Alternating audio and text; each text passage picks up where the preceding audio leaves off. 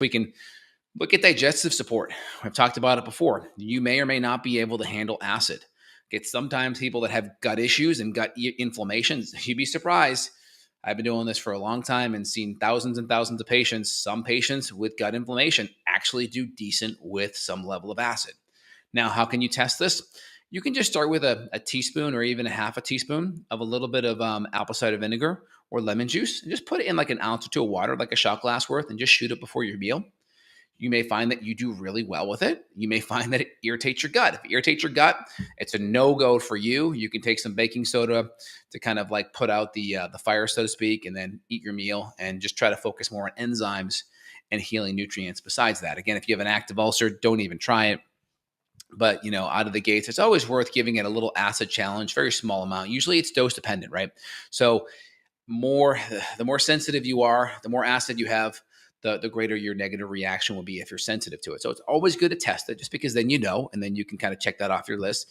You'd be surprised coming, seeing thousands of patients. You try different things. People come to you, they report things, they test things, and you'd be surprised how people sometimes do well. And partly is because sometimes the acid or irritation or inflammation that they're dealing with is more from the food rotting, and that inflammation can actually be greater than the little bit of acidity that you get at the beginning of a meal. So you can test it with some apple cider vinegar, which is acetic acid, or some lemon or lime juice, which is citric acid. You can test that.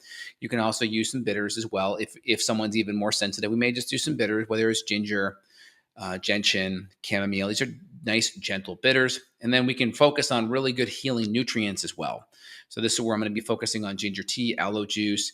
And in my product line, we use a product called GI Restore, which has some good foundational nutrients. It's got the glutamine to help with the gastric tissue. It's got the aloe. It's got the DGL licorice, which is great. It's got some zinc in there. Zinc is shown to help with gut permeability and leaky gut, which is awesome. Helps bring those enterocytes back together. We also have some okra in there. Okra is wonderful. It's very healing. Vitamin U in there. You can also do things like vitamin A, like in cod liver oil. These are really good, excellent for the gut lining. Things like ginger and manuka honey can also be wonderful for the gut lining as well. What if it burns at the colon after taking apple cider vinegar?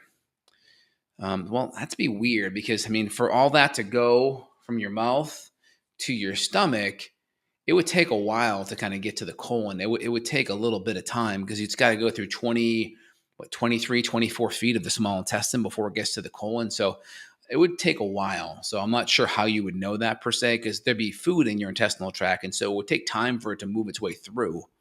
So I'm not sure that you would know the apple cider vinegar is doing it unless you've kind of tested it multiple times.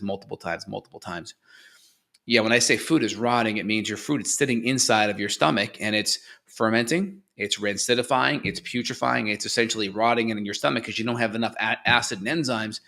Therefore, you start to get bloaty, you start to get gassy. You may see at the other end the next day or so undigested food particulate.